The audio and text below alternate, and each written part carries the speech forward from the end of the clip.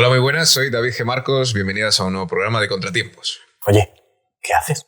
¿Qué haces? Lo siento, no, órdenes de arriba, ¿no te han dicho nada? No. ¿Esto qué es? Esto se nos está yendo de las manos la dictadura woke, ¿eh?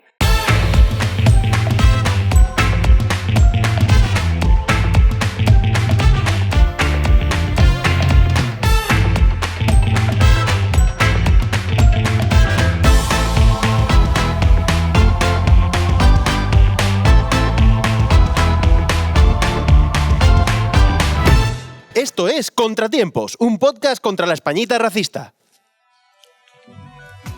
Muy buenas, ¿qué tal? Ahora sí, soy David González Marcos y arrancamos un nuevo programa de Contratiempos, en este caso dedicado al antirracismo y al anticolonialismo. Me acompaña Paloma González. ¿Qué tal, Paloma? ¿Cómo estás? Muy buenas. Bien, muy bien, y con ganas de tratar este tema, que es un poco la asignatura pendiente de la izquierda.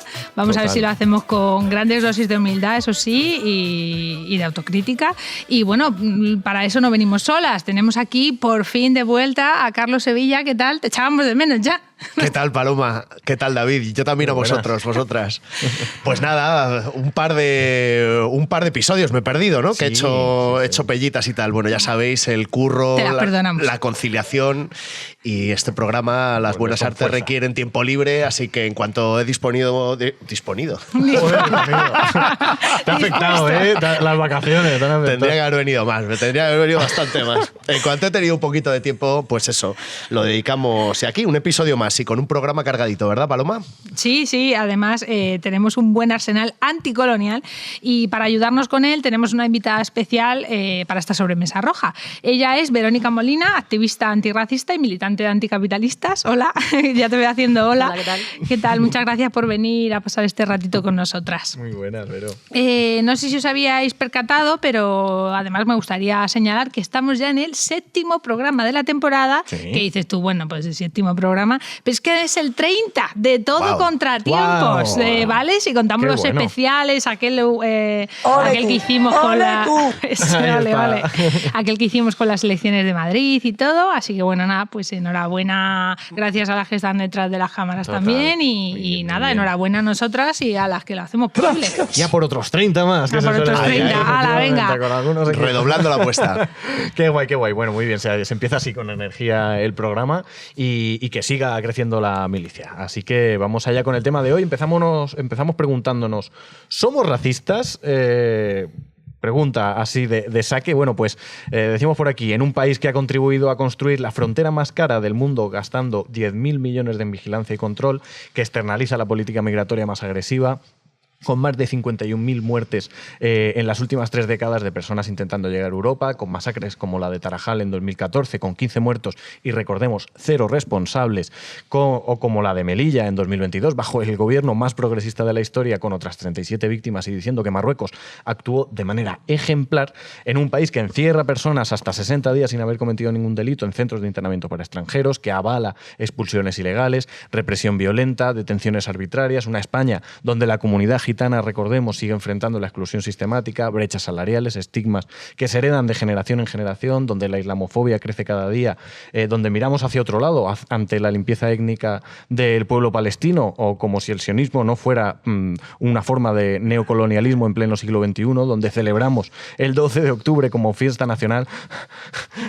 Me falta el aire. En un país así creemos que la pregunta ya no es tanto si somos o no racistas, sino la pregunta es por qué lo somos y qué podemos hacer aquí con esto, ¿no? Entonces, ¿cuáles son las raíces del racismo en España? ¿Cómo el capitalismo ha necesitado históricamente y probablemente necesitará el racismo para justificar la esclavitud, la colonización, la explotación? ¿Cómo el pensamiento colonial no desapareció, sino que se ha transformado en instituciones, leyes, discursos, fronteras, y por qué resurgen hoy con tanta fuerza el odio, el autoritarismo, el punitivismo y la criminalización de la disidencia. Así que de esto va del episodio, de hablar de lo que muchas veces se calla, de ese racismo que no es una anécdota ni es patrimonio tampoco de los que pintan esvásticas en las paredes, sino que es una estructura, que es algo social, de lo que formamos parte. Así que vamos a desarmar un poco ese andamiaje, ¿os parece? Venga, pues vamos allá con la sobremesa roja. La sobremesa roja.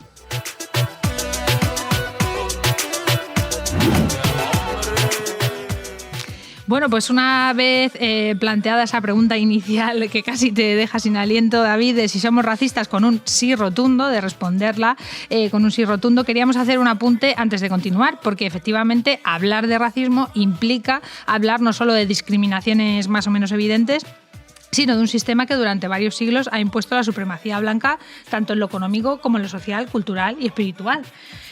Por tanto, la siguiente pregunta que nos hicimos a la hora de abordar este programa es: ¿qué puñetas hacemos 4 personas blancas hablando de racismo? Me vais a perdonar, pero es que parece que la tos me ha venido en el momento de sí, háztelo mirar. Sí, efectivamente. Y tras una reflexión...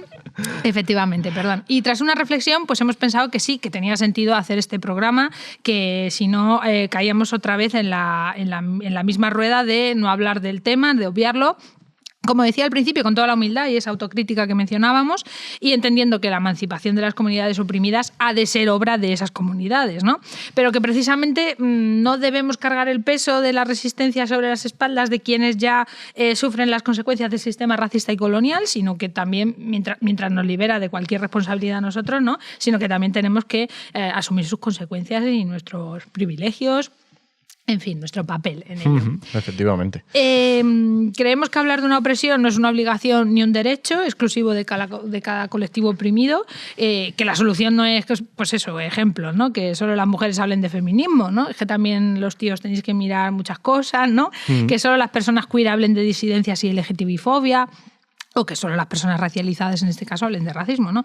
Todo lo contrario, quienes estamos en la trinchera de lo común necesitamos comprender que la raíz es la misma y por tanto el combate es el mismo, ¿vale? Y de ahí esa mirada antiesencialista de lo que suponen los sujetos y las opresiones. Claro, una cosa es también de qué nos toca hablar a cada uno, ¿no? Aquí hemos podido debatir sobre esto mientras escribíamos el guión. Efectivamente debemos hacer como nuestras todas las luchas, pero ser conscientes también de nuestra posición respecto a cada una de ellas. Aquí entonces no hemos venido a sentar cátedra ni a dictar qué es el racismo o cómo luchar contra él desde nuestro privilegio blanco, pero sí también revisarnos, ¿no? Eso sí, hacer ese fuerte ejercicio de autocrítica en la izquierda blanca, que hoy por hoy, pues desgraciadamente, es el 99% de la izquierda. Efectivamente. Bueno, Carlos, vienes a hablarnos de un primer tema para esta... Sí, vamos a... Bueno, una vez hecha esta intro, sí que nos gustaría pues, hacer una aproximación global de la situación, ¿no? Que es donde se enmarca hoy el racismo y el neocolonialismo, puesto que bueno, hay un número de la revista Viento Sur, que os pongo ahí a cámara, que es de diciembre del 2024, que podéis ver y consultar al respecto. Y bueno, hay que recordar que nosotros venimos de revista hermana. De la revista hermana, y que Contratiempos en cierto sentido es un spin-off de la revista. Más juvenil, más juvenil. Si nos dejan. Bueno, estamos rejuveneciendo también Viento Sur, ¿eh? Totalmente. Estamos en eso.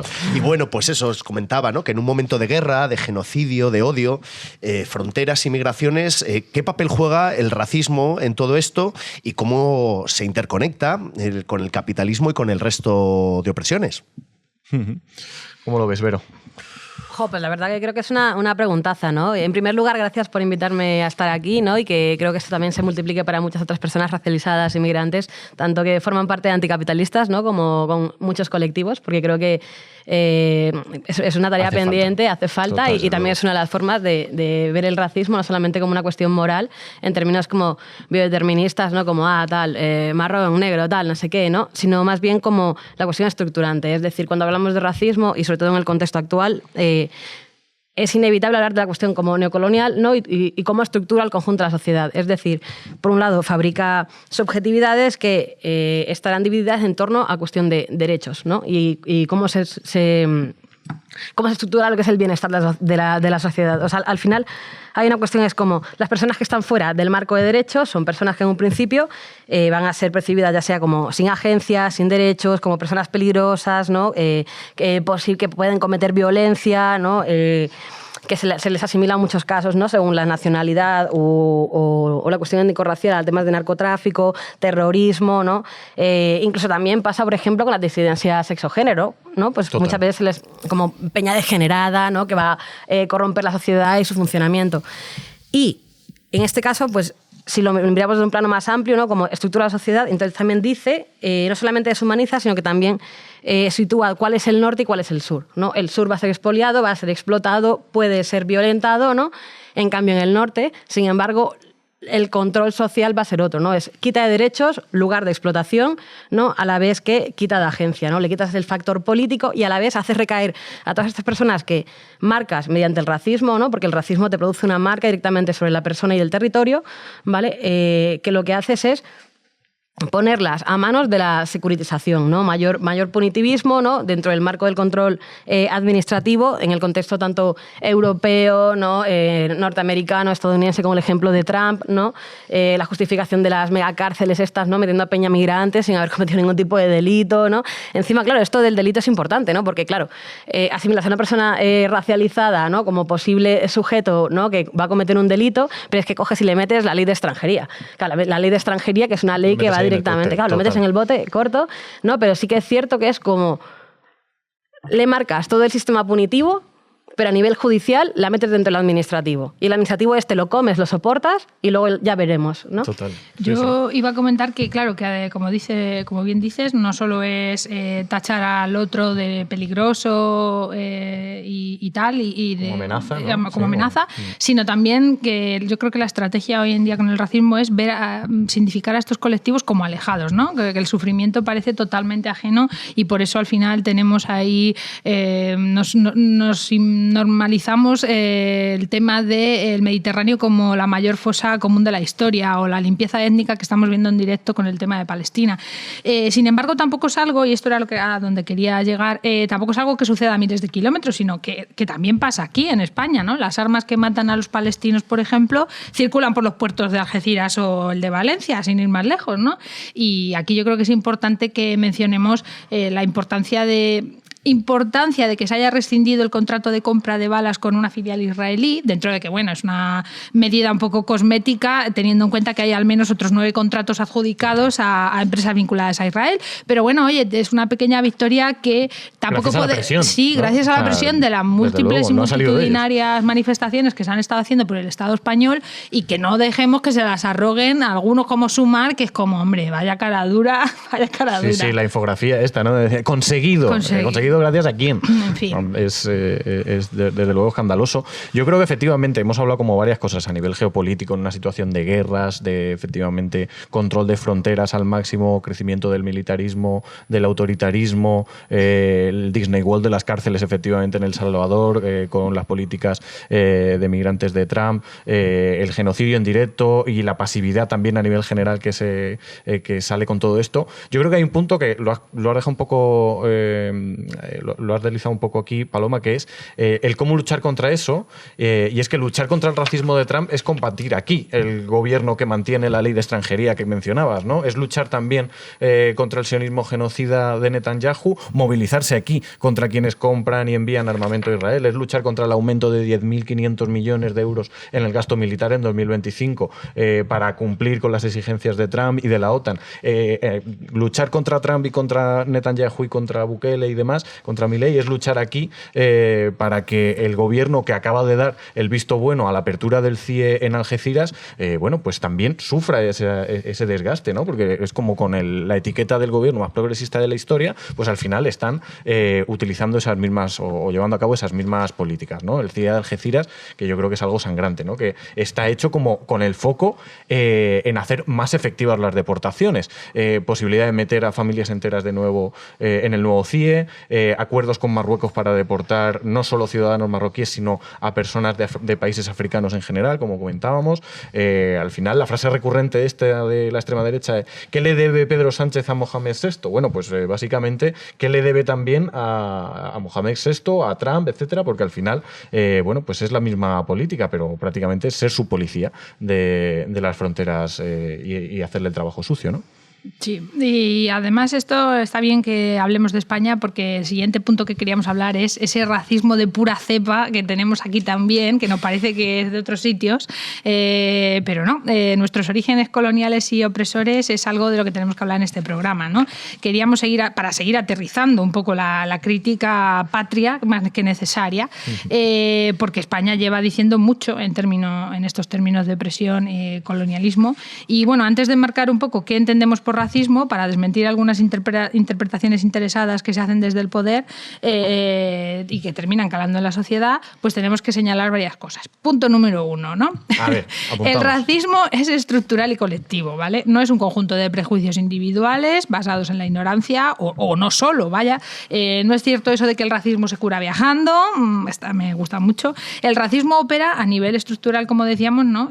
Lo comentaba Vero, que la ideología es la ideología fundamental de un orden socioeconómico al que le interesa, ¿no?, distribuir desigualmente los bienes y la riqueza, y en esta estructura pues se construye conscientemente a unas comunidades como inferiores, ¿no?, para que éstas ocupen los estratos más bajos de la sociedad y, en fin, eso, consuman menos y se puedan explotar más. No sé si alguno quiere ayudarme con los puntos número 2 o punto número 3. Sí, el punto número 2, bueno... Sí, quería añadir, porque justo con lo que has dicho con el tema de la explotación, ¿no?, y el carácter global actualmente, ¿no?, es como muy importante cuando hablamos del contexto de guerra, por ejemplo, los conflictos bélicos que están actualmente en África, ¿no? Por ejemplo, cómo se estabilizan gobiernos como de República del Congo, Ruanda, Uganda, Mali, Níger, Burkina Faso, ¿no? Incluso, por ejemplo, esta misma camiseta, ¿vale?, que es de una consulta popular que se hizo contra la minería, ¿no?, en Quito. Entonces, ¿qué pasa? Que ahora mismo, como hay un interés neocolonial, ¿no?, de reforzar los acuerdos comerciales sobre lo que es el sur, ¿no? En este caso, pues buscando minerales y tierras raras, cobalto, diamantes, litio, níquel, ¿no?, el peso de las tecnologías y cómo se mantiene. O sea, por eso como que lo he hilado un poco con el tema de que hemos comentado antes, en el que no solamente hablamos del racismo como cuestión estructurante, sino también de las consecuencias neocoloniales junto con el capitalismo con respecto al contexto global. Claro, o sea, como que entran en esa simbiosis, ¿no? Y es bueno como tener en cuenta los efectos a nivel geopolítico, pero también a nivel cotidiano, ¿no? Y es verdad que este tipo de cosas que decíamos, de no es un psicologismo, no es un tema de prejuicios individuales únicamente o de estereotipos, es que hay muchos ideólogos también que están intentando reafirmar o blanquear un poco esa hipótesis neocolonial y banalizando con esto del racismo, ¿no? Y muchas veces dicen, no, es que el feminismo ha ido demasiado lejos y hace lo mismo con el racismo, ¿no? Como los amigos de los cuarentones de Pedro Sánchez, pues también hacen esto, ¿no? O sea, se está imponiendo un racismo hacia los blancos, ¿no? A través de lo de la dictadura woke que estábamos comentando antes, ¿no? El hecho de que haya una sirenita negra, un personaje no binario en alguno de sus videojuegos, es una discriminación hacia el hombre blanco, heterosexual, cisgénero, occidental. Lo desligan del proceso histórico, geopolítico que ha dado efectivamente y cómo lo han construido conscientemente para esos intereses de extractivismo, de explotación, de sometimiento de comunidades enteras, ¿no?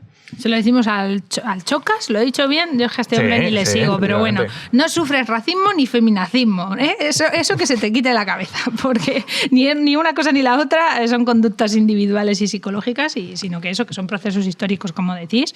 Así que nada, este tío, aunque tribute en Andorra, que sea consciente de que vive en un mundo racista, porque la expansión capitalista y colonial ha sido la técnica diseñada para que gente como él, también a la comunidad a la que pertenece, pues domine y someta a otros. Efectivamente. Bueno, pues ahí queda un poco el recadito más que necesario y queríamos seguir profundizando un poco más en cuáles son esos orígenes de la violencia colonial, esas raíces que han configurado históricamente el racismo como sistema. Para eso hemos traído este libro de aquí, de Aitor Jiménez, Enemigos del Imperio, los orígenes coloniales, racistas y opresores del Estado español, que nos lo han enviado desde la editorial Verso. Un besazo, muchísimas gracias. Y es interesante porque entreteje como los hilos que van uniendo el poder y las técnicas de dominación y de sometimiento a lo largo de la historia, ¿no? Incluido el etnocidio desde la toma de Granada aquel 2 de enero. La expulsión de los judíos, la persecución de los moriscos, el proceso colonial criminal del Imperio Español en América Latina, que ha intentado también ser blanqueado y negado últimamente por estos intelectuales neocoloniales, lo que estábamos comentando, ¿no? Y cómo, y esto es que es digno de ver, ¿no? El aparato burocrático, político, cultural que se ha ido gestando sigue teniendo hoy esos ecos, ¿no? En la islamofobia, en estructuras como la Audiencia Nacional, la Guardia Civil, mismas instituciones racistas que se movilizaban para vigilar, asesinar esclavos o rebeldes en Cuba, en Filipinas, y que hoy se encarga del control de fronteras. Quiero decir, es como una solución de continuidad, ¿no? De una a otra, es que hay un hilo que lo une absolutamente. Recomendamos también aquí el trabajo de Stephen David Engels, un historiador que ha hecho un recorrido muy bueno sobre la evolución de los cuerpos policiales desde Egipto, Mesopotamia, hasta la actualidad. Y yo creo que es ahí súper interesante. Si se llama Engels, pues... Ya tiene medio camino hecho. Ya tiene medio camino hecho, efectivamente. Bueno, pues está bien, ¿no? Lo que has señalado, David, de las raíces históricas, pero bueno, por traer un poco la cuestión al presente, ¿no? Sí que yo creo que conviene indagar en los efectos que tiene hoy en día el carácter racista y colonial del Estado español. Y bueno, ahí es recordar pues las grandes brechas que tenemos en el presente con esta cuestión, ¿no? La cuestión de la frontera, de las plazas coloniales, de Ceuta y Melilla, el estrecho como fosa común, ¿no? Y la dificultad de acceso primero al país, también en Canarias, como estamos viendo, o el acceso, por ejemplo, que tiene en el mercado de trabajo, ¿no? La subalternidad de las personas migrantes en el mercado de trabajo y el tipo de oficios al que se puede acceder, el proletariado de los servicios, ¿no? Que podríamos definir en distintos sectores, ¿no? Como bueno, la ayuda a domicilio, la hostelería, la construcción en el campo, sectores enteros, digamos, que se nutren de estos trabajadores que entran en una posición, digamos, subalterna. Y sin duda, y quizás la cuestión que es más importante, que es el tema del derecho a tener derechos, del poder estar aquí, por decirlo de alguna forma, ¿no? La regularización, que bueno, que sí que hay ahí, ¿no? Vero, una iniciativa con el tema de la regularización, la ILP, ¿no? Sí, la ILP. Que está ahí en un proceso... O sea, actualmente se encuentra, bueno, se ha quedado como entre medias de mesas parlamentarias, ¿no? Pero creo que lo más interesante en ese sentido, más que verlo únicamente como el proceso, sino es como todo lo que se generó en el antes y en el después, ¿no? Al final se recogieron más de 500.000 firmas, pero tienes que pensar quiénes podían firmar. Solamente podían firmar las personas mayores de 18 años, evidentemente con nacionalidad, ¿no? Entonces tenías como a un montón de peña organizada, ¿no? Es un movimiento, regularización ya, pues que lo organizaron pues, peña migrante, racializada, antirracista, ¿no? También en colaboración con otros sectores, ¿no? Pero que te encontrabas a peña que igual está en situación administrativa irregular recogiendo firmas, ¿no? para que estas pudieran contar. No podía firmar. Exactamente. Sí, pero que ha sido una iniciativa, yo creo que como muy importante, porque en realidad es una regularización extraordinaria de 500.000 de personas. O sea, es decir, que en realidad es una medida a contracorriente de lo que está pasando en el resto del mundo, ¿no? Por decirlo de alguna forma.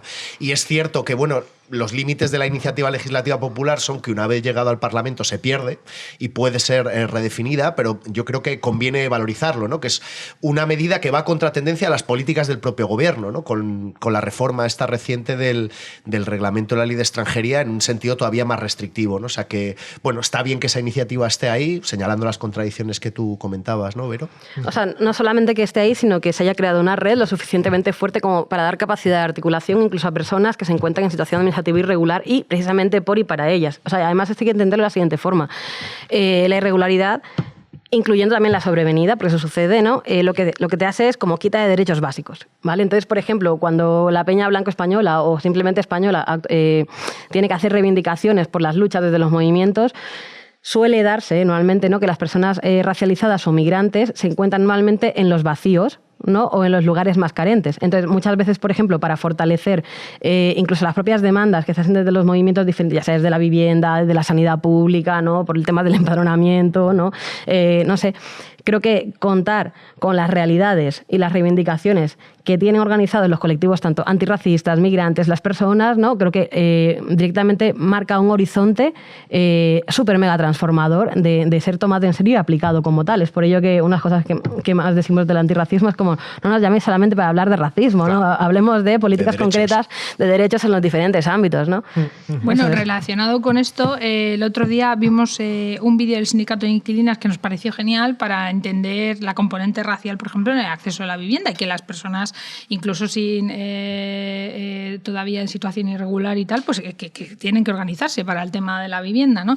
No sé, ahora lo vamos a ver, pero es verdad que aquí despedimos a Carlos para seguir en la mesa con Luismi. Nada, vaya, muchas gracias por acompañarnos. A la próxima. A la próxima. No tardes 2 programas. No, hasta la siguiente va. Muchas gracias, Carlos. Bueno, pues nada, vamos a ver el vídeo. El rentismo es racismo. El rentismo es racismo. La situación que vivimos es insostenible.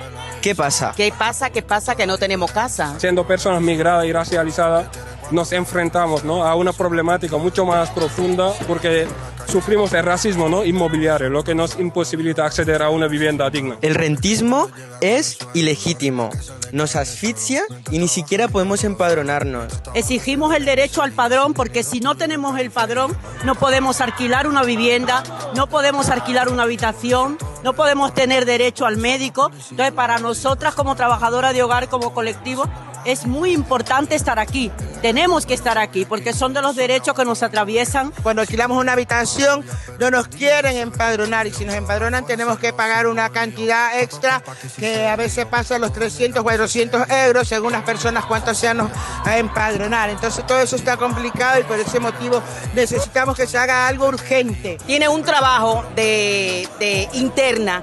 Casi siempre el patrón no quiere darle lo que es el empadronamiento donde está realmente viviendo todo el tiempo, que vive los 365 días, y le niegan el padrón. Todas las personas tenemos el derecho a la vivienda, necesitamos una vivienda para poder subsistir.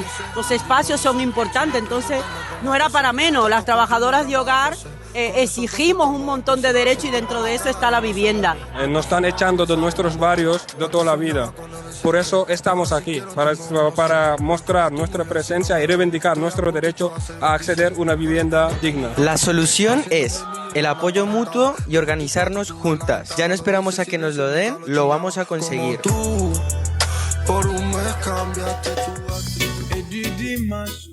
Seguimos en la sobremesa roja con las contratiempers. Paloma González, Verónica Molina. Se une con nosotros también Luismi Galán. ¿Qué tal, Luismi? ¿Cómo estás? ¿Qué tal? Muy bien. Aquí, como blanco caucásico, voy a hablar de estas cosas. Bien, bueno, vamos allá. Ya hemos hecho ahí la reflexión en torno a la recuperación de las técnicas, estrategias de dominación coloniales. Y con todo esto se me venía a la cabeza Carlos Vives. ¿Os acordáis de Carlos Vives? Sí, claro. El de ese beso de tu boca que me sabe a fruta fresca. ¿Cómo era? Dale, Víctor, dale. Ahí está. Este amor es tan profundo que tú eres mi consentida y que lo sepa todo el mundo. ¿Y qué tiene que ver Carlos Vives con todo esto? Lo explico, va, venga. La derecha española y la derecha latinoamericana llevan décadas forjando una alianza reaccionaria, lo hemos ido viendo, ahora lo hacen también con el apoyo del trumpismo, y una muestra de ello es la Carta de Madrid, documento fundacional del foro anual en el que se reúnen políticos ultraconservadores de Vox, miembros del Partido Republicano de Estados Unidos, con políticos de la oposición venezolana, disidentes cubanos, fujimoristas peruanos y otros partidos de la llamada iberosfera. La carta, la verdad, es básicamente, si la veis, un argumentario reaccionario sobre, bueno, básicamente los regímenes totalitarios comunistas y aboga por una nueva ola de golpismo ultraderechista para poner paz y orden en todo esto, ¿no?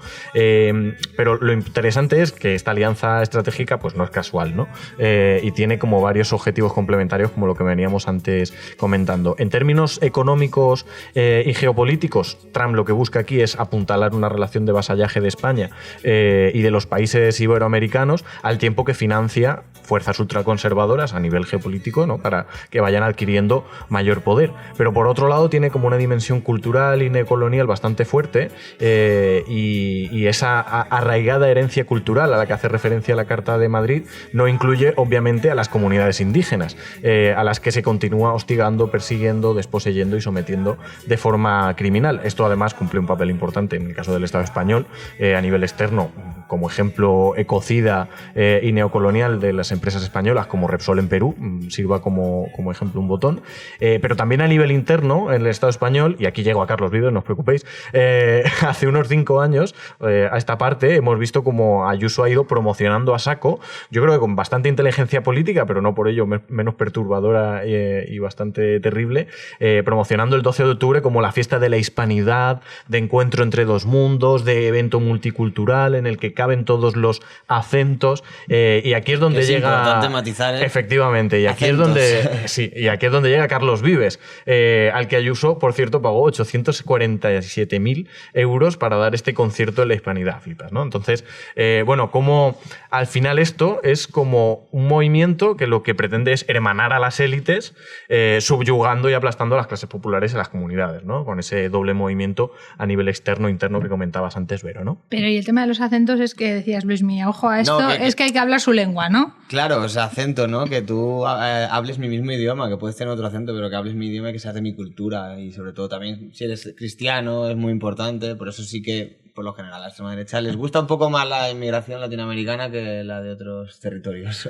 Esto tiene que ver bastante con, con procesos neocoloniales también y coloniales antiguos, y ahora hablaremos un poco de eso, pero lo que intenta es como integrar a la clase trabajadora migrante para que sea mano de obra sirviente en el proyecto de Madrid Distrito Federal que tiene Ayuso en la cabeza, ¿no? Caben todos los acentos efectivamente bajo esta única e indiscutible jerarquía social. Pero claro, caben todos los acentos de esta lengua, pero que también es un poco como una noción frente a las identidades fuera de Occidente, ¿no? Declarando la guerra a la población de origen africano, especialmente árabes y musulmanes. Los subsaharianos. Vosotros, claro, vosotros latinoamericanos cabéis si os plegáis, ellos, negros, moros, ni siquiera tendrían cabida, ¿no? Claro, si te das cuenta, perdón, en el metro, por ejemplo, hay algo que me llama mucho la atención, es si ver a mucha gente de Latinoamérica con pulseritas de España, de Ayuso, por ejemplo. Latinos por Abascal, es una gran canción, te la recomiendo. Sí.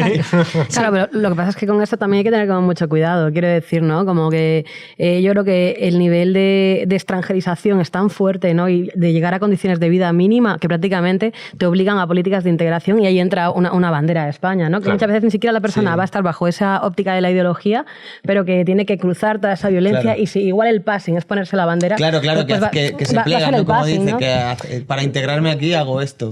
Sí, claro, pero ni siquiera integrarte a ti, es poder sobrevivir aquí, ¿no? Es que creo que es una óptica diferente. Y luego otra cosa como muy curiosa, ¿no? Es que, lo habéis dicho, ¿no? Es que Ayuso lo hace magníficamente bien, ¿no? A la vez que te... Para sus intereses. Claro, para sus intereses, quiero decir, ¿no? O sea, se está haciendo un tour por toda Latinoamérica, Perú, Ecuador, está más por ahí que en Madrid. No, pero que además conciertos, ¿no? Logra llegar a la población migrante, y eso quiero decir que también es una cuestión que las izquierdas tienen que trabajarse, ¿no? Y sobre todo desde un punto de vista alternativo es como, joder, ¿por qué no conseguimos llegar de la misma forma u otra, ¿no? Con otro contenido político, y sin embargo, evidentemente tiene los medios a favor, tiene gobierno a favor, ¿no? Pasta y todo esto, entonces son como tareas pendientes. ¿Por qué lo hace tan bien? ¿Vale? Y nosotros estamos aquí a pruebas. Totalmente. O sea, yo creo que hay un paso efectivamente en identificar ese fenómeno y ese movimiento que hace Ayuso, pero es que nos quedamos como bloqueados, ¿no? ¿Qué hacemos frente a eso? O sea, ¿cómo disputamos esa hegemonía a nivel cultural? Porque también está en el tema de las iglesias evangélicas, ¿no? Cómo se desparrama también hacia abajo esa ideología porque crean comunidad. Y la izquierda muchas veces pues pedimos tantos requisitos para poder organizar y articular todas esas demandas que muchas veces pues te quedas fuera. Comentaba antes que había un tema como de orígenes coloniales en esto, que es el boomerang colonial, que habla también aquí Aitor Jiménez en el libro de Enemigos del Imperio, que se refiere como al primer proceso colonial de expulsión de los moriscos de Granada, sentó las bases de la conquista en América, ¿no? Y cómo se retroalimentaban las técnicas de sometimiento allí con lo que se hacía aquí en la península. Y hubo un proceso también que ahí el cardenal Cisneros, Bartolomé de las Casas, ahí hicieron, se hace ahora un revival con esto, pero que lo que se empezó es a codificar a ciertos indígenas o comunidades de las indígenas como gobernables en función de ese passing que pudieran tener, y a otras se les apartaba, ¿no? Y eso también es una forma de dividir comunidades en ese sentido, ¿no? Pones una serie de marcadores y si los adquieres, bueno, pues pues eso es síntoma de que efectivamente vamos a darte ese passing, ¿no? Sí, bueno, ¿no? Y de asignar lugares estructurales, ¿no? Es decir, claro. Por ejemplo, el modelo de colonización romano finalmente es el que coge y reproduce España en su momento colonizador. Quiero decir, España, ¿no? La península en ese momento estaba fatal económicamente, ¿no? Es decir, para promover su mega viaje de mierda, ¿no? Y esclavizar a un montón de personas y trasladarlas allí y luego allí matar a un montón de población indígena, tuvo que pedir pasta, ¿no? Entonces, claro, en ese sentido entiendes cómo es la colonización administrativa romana. En un principio, cojo, te domino, ¿no? A nivel de cultura, te domino a nivel religioso, también usado como otro mecanismo, y te meto un sistema político, ¿vale? De organización tanto territorial, ¿no? como económica, económico-social, ¿no? Que coge y lo lleva en este caso, y fue el que se usó el de la colonización española allí. Ellos aprenden y van como claro, replican y perfeccionan, ¿no? Porque en ese momento España eran latinivederes, es decir, ni siquiera eran buenos latinos, ¿no? Eran latinos extranjerizados, con menos derechos, pero de repente traes pasta, ¿no? Esclavizas a un montón de peña, ¿no? Y extiendes, ¿no? la religión en este caso, ¿no? Y de repente, pues igual ya eres latini. Para mí tiene todo el sentido, ¿no? Llegas a América, es todo tuyo, todo por explotar, y entonces dices, bueno, pues a estos bien, estos, como decía Bartolomé de las Casas, estos indígenas, bien, estos podemos evangelizarlos y tal, pero como en África... pero como en África nosotros nunca tuvimos, eso fue para más portugueses y otros y tal, franceses, pues aquí estos vamos a pasar de ellos, que esto es mal, los negros subsaharianos mal porque no nos interesan. Entonces a esos no tienen alma, algo así decía Bartolomé. La deshumanización total, ¿no? Y como te deshumanizo completamente, te voy a hacer un proceso de esclavización profunda, ¿no? O sea, que también hay que poner el foco, porque muchas veces se habla como el tema de la decolonización, ¿no? y el genocidio, ¿no? Que se dice en el momento colonial, pero no se piensa también los efectos del montón de personas que fueron esclavizadas y llevadas en este caso al continente suramericano mayoritariamente, centroamericano también, y que son personas que son trasladadas, quitadas de su territorio, ¿no? Y de repente llevadas, desposeídas, ¿no? La desposesión es una característica principal, y por eso lo habéis dicho antes, ¿no? Por eso Ayuso dice, pues igual todos los acentos, pero no todos los idiomas. Claro. Bueno, pues voy a pasar al hilo de esto que está diciendo David, del neocolonialismo y todo lo que dices tú, Vero. Toca hablar de cómo se cruzan racismo y patriarcado para oprimir a las mujeres. Dicho de otra manera más propositiva, de feminismo interseccional, de ese que defendemos. Y bueno, resulta que el tema más ilustrativo, evidentemente, de la cruzada facha y no tan facha contra el hijab, es el velo musulmán, es el tema de este elemento, y ahora cómo se está atacando que se lleven las escuelas, en los centros educativos, ¿no? Las políticas contra el hijab precisamente en Europa tienen sus raíces en la colonización europea del norte de África y Oriente Medio. En concreto, por ejemplo, en Argelia el ejército francés organizaba amplias campañas para obligar a las mujeres a sacarse el velo, porque el cuerpo de las mujeres, su conquista, ya sabemos que forma parte de las conquistas territoriales, ¿no? Igual que estamos más acostumbrados quizá a las violaciones en contexto de guerra, ¿no? También como forma de violencia.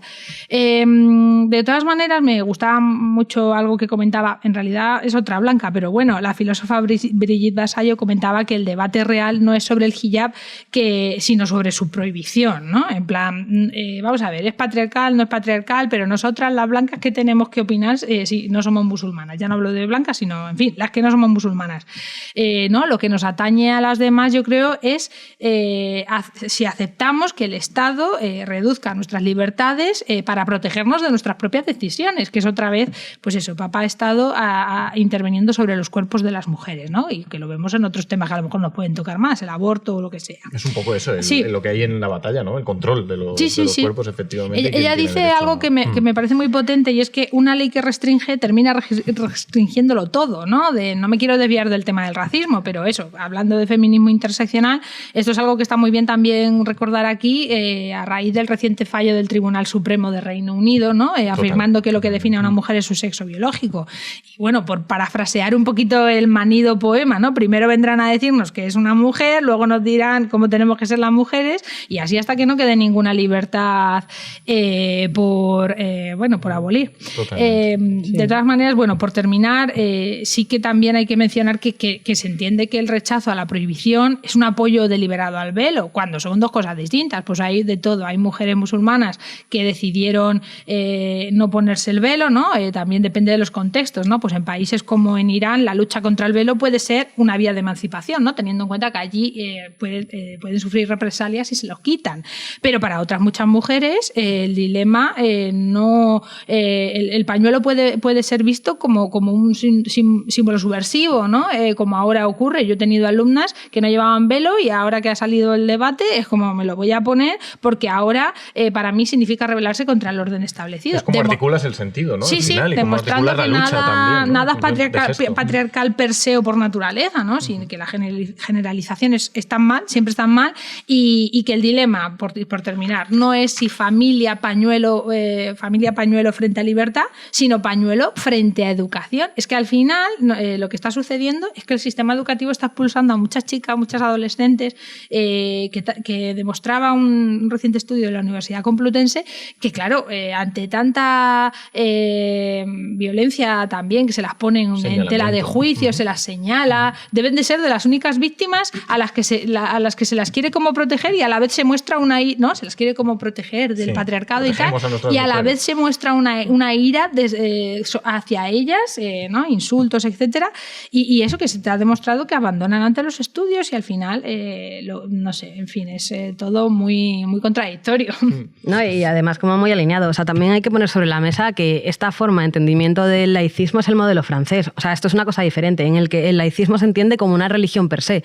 ¿Qué quiere decir, no? Que coarta la libertad religiosa, tanto de práctica como de credo, ¿no? Creo que hay que entenderlo como de una forma diferente, ¿no? Que lo que tiene caracterizado, en realidad, también viendo como la historia colonial francesa, ¿no? Con respecto a muchas cuestiones de islamofobia súper mega marcada, y eso es lo que se pone sobre la mesa. De hecho, lo decía, no recuerdo bien, ¿no? Pero creo que es Sirin en la cárcel de los feminismos, ¿no? Cómo los feminismos pueden reproducir cuestiones mega fascistas, ¿no? Mega fascistas, súper mega racistas, de exclusión, ¿no? Viendo con el feminismo punitivo también. Es ¿no? completamente el punitivismo, y que además lo has comentado antes, ¿no? La cuestión de la segregación finalmente es lo que está detrás. Cuando tú tienes un feminismo o un movimiento o una ideología que se marca abiertamente antiderechos a la vez que dice que va a empoderar o liberar a otras mujeres, es como esto va completamente en contra de la teoría como la más básica interseccional, ¿no? En la que se entiende que el Estado no puede oprimirte para supuestamente liberarte, ¿no? Y esto es lo que hace el laicismo francés, y de hecho en España es tan chocante, ¿no? Porque en un principio la versión del laicismo que se entiende en España es diferente, ¿no? España se entiende a sí misma como casi aconfesional, sabiendo que está construida bajo la religión católica, ¿no? Entonces, claro, se da por hecho. En el momento que es muy difícil encontrar ahora mismo incluso una organización que en sí misma y en su vertiente tenga las bases del laicismo entendido como una religión, ¿no? Entonces, cuando nos llega el tema de la prohibición, ¿no? Y la exclusión, la violencia y la estigmatización de las personas que usan el velo, ¿no? Lo que se viene directamente es la islamofobia más pura, de directa herencia, o sea, como... ¿Por qué es tan importante que llegue a España? Porque España hace frontera prácticamente, bueno, con lo que es el sur. Claro.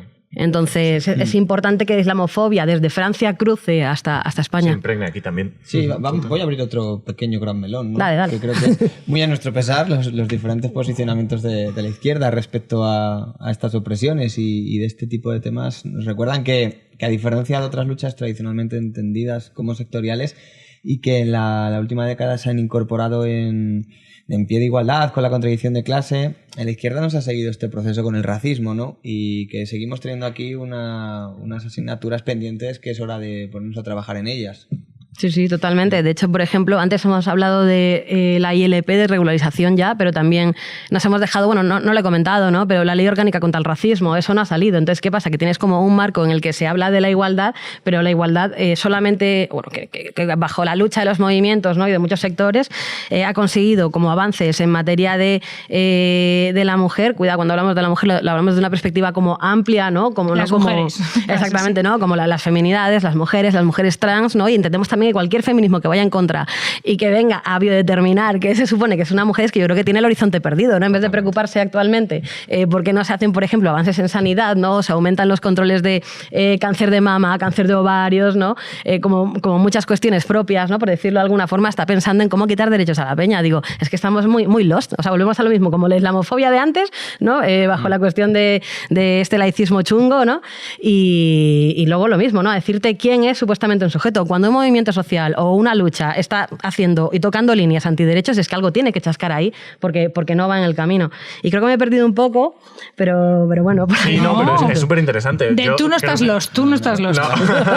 Como se genera también una jerarquía de las luchas en función de quién compone esas luchas, ¿no? Y de a quién se le ofrece protagonismo, desde la prioridad que se le da en las luchas en función de la racialización, ¿no? Es necesario recordar, y este ejemplo nos lo comentó Luismi el otro día, Luismi Moldes, y me parece que es súper representativo. Es necesario recordar que el caso de la manada es contemporáneo, prácticamente simultáneo con el de las jornaleras de Huelva, ¿no? Y sin embargo, el eco que tiene es completamente distinto, ¿no? Mientras el primer caso ha llegado al Tribunal Supremo, todos los hogares, tertulias televisivas, y ha estado presente en todas y cada una de las movilizaciones feministas, obras como de debía ser y como Sí. tiene que ser efectivamente la presión, obras de teatro, producción cultural en este sentido, en estos últimos 7 años, el caso de las jornaleras de Huelva, bueno, efectivamente, hubieron muchos colectivos y organizaciones también ahí dando la pelea, pero nada, ha quedado como más bien anecdótico en comparación, ¿no? Y con otras tal. ¿Cómo se priorizan eso? ¿Dónde se pone el foco? ¿Cómo se relatan? ¿Cómo se articula todo eso?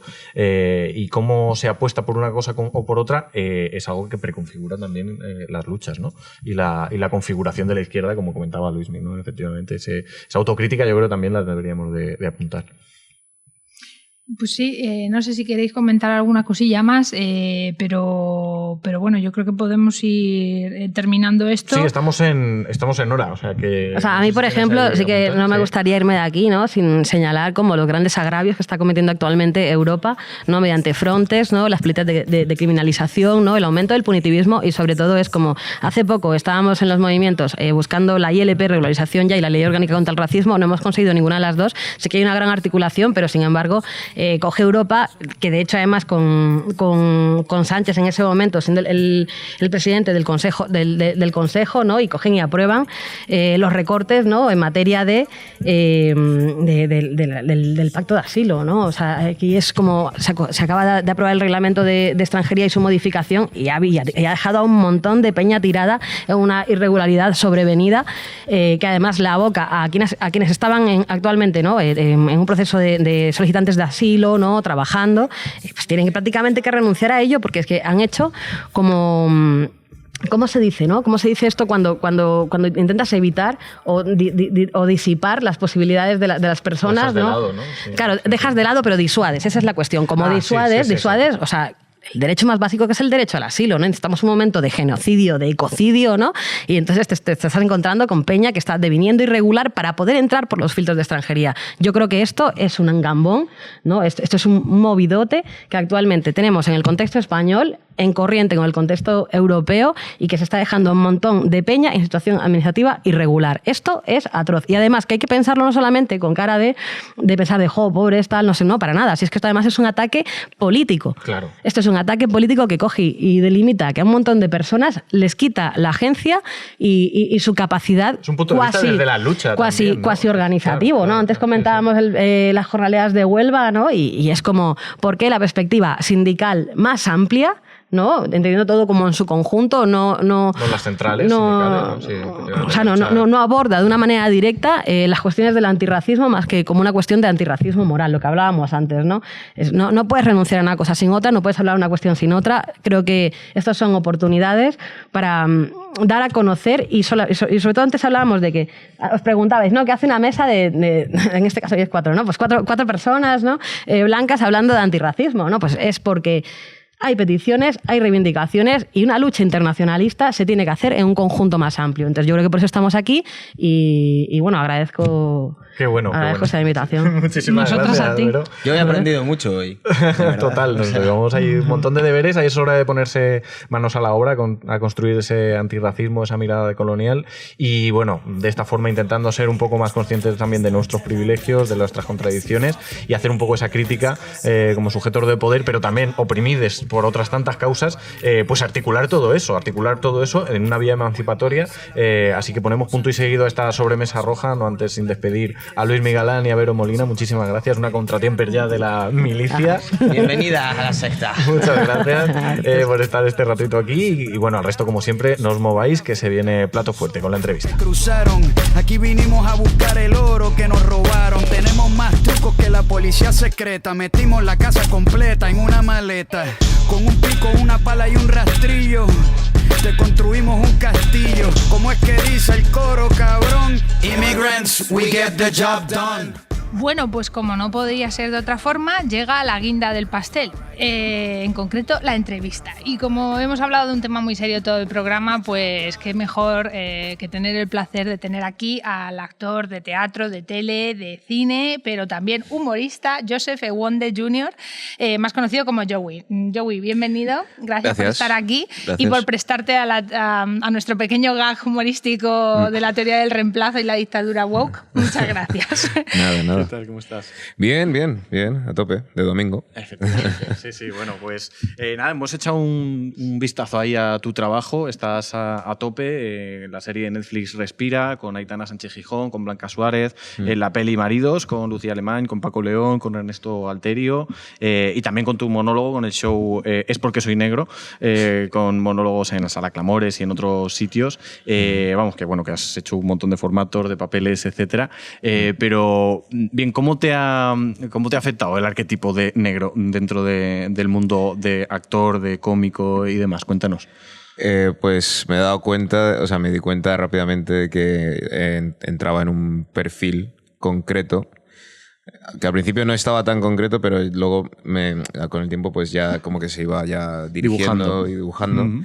Y entonces, pues primero en la parte de interpretación actoral, pues me adapté, ¿no? Y con la comedia, gracias a la comedia, pues pude revelarme. ¿Sabes? Que es como es el espacio donde puedo realmente decir lo que estoy pensando, ¿no? Los pensamientos intrusivos, todo puedo soltarlo allí, ¿no? Y luego, pues eso. Eso es un poco la comedia también como subversivo, ¿no? Como elemento así un poco provocador también, claro, ¿no? Para darle la vuelta a esos pensamientos, ¿no? Y claro, obviamente, pues para que la gente sea consciente de ello, o al menos que le dé un rato a la cabeza, ¿no? Que lo piense un poco, aunque luego sea a través de la risa. Uh-huh. Y luego, pues, probablemente se los olvida al día siguiente, pero al menos... Pero despiertas un poco, claro, no un pica. poco. También, sí. Cuando dices también que el feminismo cuando pica es cuando empieza, ¿no? a realmente a revelar y a sanar las cosas. Nosotros te presentábamos como humorista que, pensando en eso, que la comedia puede ser una herramienta subversiva en muchos terrenos, pero especialmente quizá en el terreno antirracista también, ¿no? ¿Tú cómo lo vives cuando haces stand-up? Porque yo he visto que no haces solo monólogos, sino también que preguntas y tiras de la gente. Sí. ¿Qué tal? ¿Alguna vivencia que contar? Sí, a veces cuando preguntas pues corres el riesgo, ¿no? de lo que te respondan, ¿sabes? Que a lo mejor te responden algo que no tenías pensado, ¿sabes? Obviamente. Y pues esa parte, en ese sentido, es lo que más me revela también, ¿no? Y confirma lo que estoy diciendo. O sea, yo una vez hice un monólogo en una escuela de infantil, ¿no? Y para los maestros que estaban celebrando su cena de Navidad y todo eso. Y uno de los chistes que hago es sobre cómo me preguntaron para una serie que si yo hablaba africano. Y yo les contesté, digo, ¿y habláis europeo? ¿Sabes? Digo, no sé. Claro. Y cuento ese chiste. Después del monólogo se me acerca uno de los maestros y dice, es que no me he pillado. No. O sea, porque africano, ¿qué ¿qué se habla? ¿No? Y yo tengo un libro en Amazon, te lo voy a pasar para aprender africano y europeo, diccionario. Claro. Yo me acuerdo que de pequeña tenía un libro en el que África se dedicaban páginas a distintos países. África venía en una única página. Es como que es un puto continente. O sea, vamos a ver, por favor. Sí, bueno, sí. En fin. Pero bueno. Eres originario de Nigeria, ¿no? De Nigeria, sí. Y haces un poco el chiste con el tema del examen de la nacionalidad. Sí. Es una buena broma que hace el Estado español también, suele hacerlo, ¿no? La broma que os tiene en general como dedicada. Sí. Ahí hay varias preguntas que las tratas en el monólogo. Yo creo que muchas no sacaremos un 5 pelado en general, muchas de las que nos hacen, si nos las hicieran en general a ciudadanos ya con la nacionalidad. Pero bueno, se ponen... una de las preguntas que hacen es sobre el tema de la atención sanitaria, ¿no? Si todos los ciudadanos tienen derecho a la atención sanitaria, si no, de todas formas vemos todos los problemas que se ponen con temas de empadronamiento, con la residencia continuada y demás. Hay requisitos. Claro, efectivamente. ¿Puedes contar tú alguna experiencia con respecto a las instituciones, antes o después de este examen, sí, pero de este laberinto también, para personas migrantes, racializadas? Pues hay varias cosas que también he vivido en ese sentido. Mira, primero el examen, para empezar, yo les decía, digo, pero tengo que pagar esto si he estudiado una carrera universitaria en España. O sea, no solo he hecho la ESO, o sea, he hecho bachillerato, un FP y una carrera, 4 años. O sea, llevas mucho tiempo aquí. Claro, sí. Y decían, es para todos. Y yo dije, vale, entiendo. ¿Y tiene tasas entonces asociadas a la tienes que pagar prueba? La tasa y si suspendes, pues tienes una oportunidad más, o si no, tienes que volver a pagar. Claro, pues la rabia fue que después el año después de hacer el examen, dijeron, vale, si tienes la ESO, pues entendemos que sabes español. Claro. ¿Sabes? Es como... claro, pero sí. Como es absurdo, ¿sabes? Pero sí.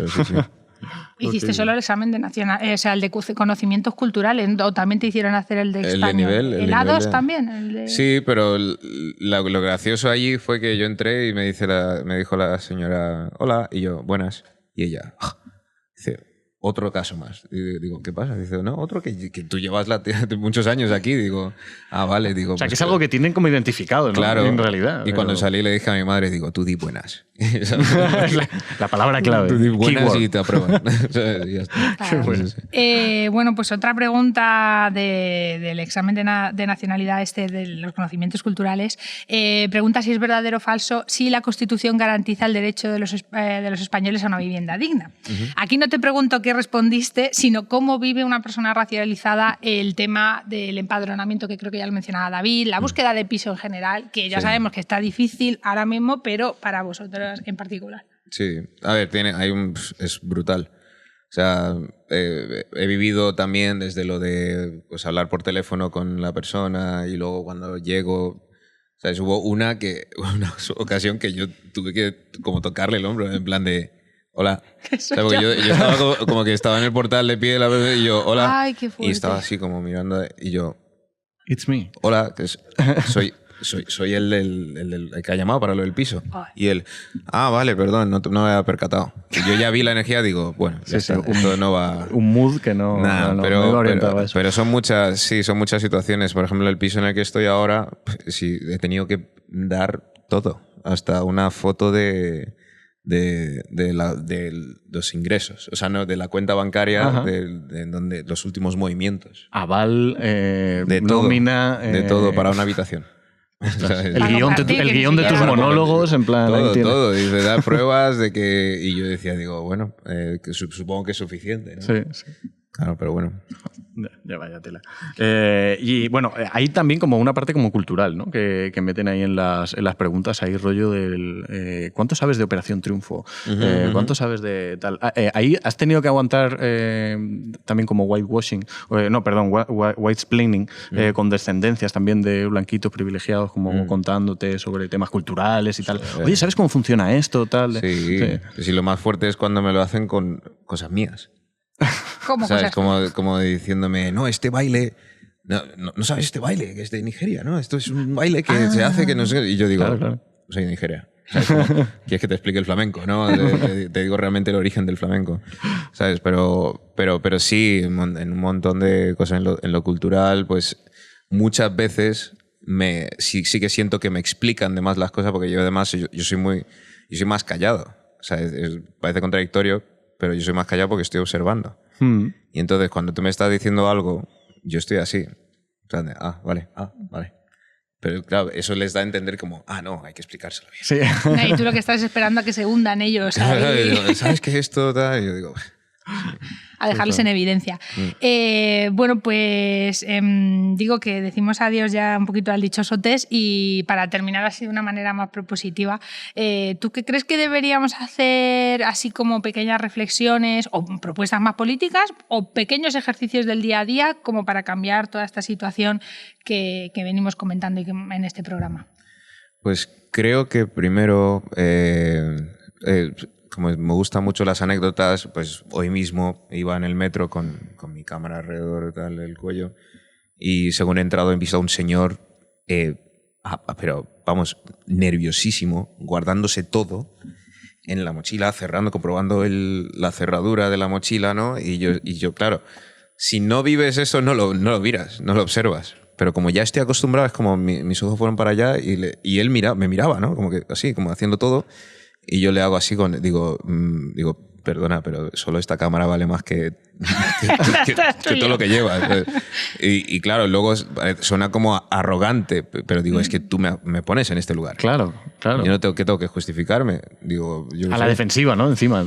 ¿Sabes? Y eso yo creo que también es más, pues es a lo mejor un análisis de decir, vale, todos tenemos el color de piel, el ser de un sitio, ser de otro, pero es más intentar tener la paciencia de observar a la persona, al individuo, ¿sabes? Que no es tanto que clasificar, y los prejuicios nos han salvado a los antepasados nuestros, ¿no? El prejuicio de, se mueve el arbusto, hay un bicho ahí, ¿sabes? No voy. ¿Sabes? Pues eso ha salvado la vida y todo eso, pero realmente hay que empezar a intentar observar eso, ¿sabes? No descarto que haya carteristas en el metro, pero... Sí, la cosa es la asociación que se hace, ¿no? Como la asociación directa que se hace, y como algo además que no es algo como únicamente psicológico, sino estructural, que lo comentábamos antes también en la sobremesa, ¿no? Como que se construyen, como esas identidades se asocian o a delincuencia, se asocian a ciertos elementos, porque bueno, luego son útiles también al sistema para leccionar, para discriminar, etcétera, ¿no? Y bueno, yo creo que efectivamente como lo primero es ser conscientes, ¿no? De ese tipo de... Y luego hay muchas capas, hay capas ahí también, pero por dejarlo breve, pues realmente y lo hablo con compañeros cómicos, actores, o sea, afrodescendientes, pues todos decimos lo mismo, que es que tú al final tienes que hacer 3 veces lo que hace Francisco o Alberto para que te tengan en cuenta como un igual. ¿Sabes? Ese es y eso realmente para mí es donde está la denuncia, ¿no? Es donde digo, hey, ¿sabes? Digo, sí, no, se ha copiado de mi examen y ahora es directivo de marketing, ¿sabes? Y es un caso real. Ya. Totalmente. Bueno, y sobre lo profesional, ¿cómo podemos seguirte? ¿En qué estás haciendo ahora? ¿Qué proyectos llevas? Y eso, ¿y dónde podemos verte próximamente? Pues próximamente hay la serie Respira, que he estado grabando hasta hace poco. Y luego, pues en temas monólogos, pues en los shows, como estoy actuando en varias salas. Estás itinerante, ¿no? Estás ahí en varias salas. Sí, y soy cómico ambulante, ¿no? Y estoy en varias salas, pues es simplemente que lo anuncio en Instagram. Intento pues avisar con tiempo, ¿no? Y eso, básicamente. Muy bien. Hemos puesto por aquí, creo que aparece tu cuenta de Instagram, así que nada, que estén pendientes nuestras oyentes y de por dónde andas. Muchísimas gracias de nuevo por pasarte por aquí y por contarnos con buen humor, que supongo que no queda otra, estas situaciones que vives a menudo, ¿vale? Y nada, eso, te vemos pronto. Muchas gracias. Muchas gracias. Ok, pues Paloma, decidimos también ya el programita, ¿no? Sí, nada, con humildad. Yo creo que hemos querido hacer este programa, desde luego, que no quedara ahí, no quiere ser neutral y desde nuestras limitaciones, a la vista están, pero para contribuir a la abolición de este sistema racista y colonial que tanto daño hace. Y nada, seguiremos siendo enemigas del imperio. Nos vemos en la próxima. Y mientras tanto, recordad que ser antirracistas es de guapes. Hasta la próxima.